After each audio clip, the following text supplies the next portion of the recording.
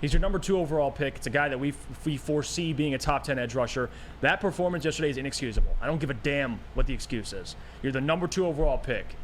I thought he'd get a sack or 2. Ryan Ermanni said 2 sacks. I know, Michigan fans, you guys feel a little higher, but I felt like a sack was a given. You got to get a sack yesterday. This defensive line was struggling to get pressure as it is. No Pascal, and I was upset about that. Aleem McNeil wasn't really, and that's why the whole Jalen Carter thing comes up, because Aleem wasn't really generating a ton of pressure either from the in the interior there. So Aidan's the guy. Houston goes out. It's up to Aidan. Aidan, we need a big play. We need you and what you looked like the last game against the Packers, what you looked like last week, generating pressure on a consistent basis. Does this define Aidan Hutchinson's season? No. Does it define his career? No.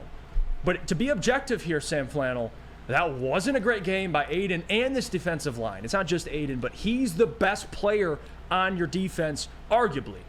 That's inexcusable. It just is. I wouldn't even say arguably. I'd say Aidan Hutchinson is 100% the best player on this defense. And I absolutely hate that the first thing that people are going to point to is, oh my God, Aidan Hutchinson was getting held. He got held on that game-winning touchdown pass to Tyler Lockett. Here's the problem, and Jeff, you addressed this earlier, but I'm going to address this very, very briefly. I don't want to hear a word about the refs. If anything, the calls went in the Seahawks' favor because they had more penalties. They did. They had 9 penalties to the Lions 4, and the Seahawks had 80 penalty yards to the Lions 24. So I don't want to hear it. Those are numbers. Those are facts. I don't care about your feelings. But this is the thing about Aidan Hutchinson, and you addressed it beautifully.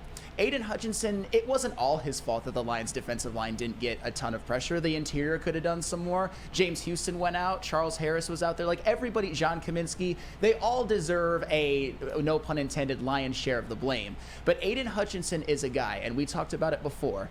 The Seahawks were without their top 2 tackles. And this was an offensive line that really wasn't that great in the first place. Yeah, and their starting center left the football game. Evan Brown, who we know very, very well. Do you mean to tell me that the Seahawks were actually stashing 2 backup tackles on the offensive line that were better? Or maybe Aidan Hutchinson just didn't play his best game? Because when it comes to Aidan Hutchinson, I believe he should get a little bit of grace for having the rookie year that he did, because he had a very, very successful rookie year. And if it wasn't for guys like Sauce Gardner, or you could even throw in Tariq Woolen, Aidan Hutchinson would have been the best rookie defensive player last year, no doubt about it.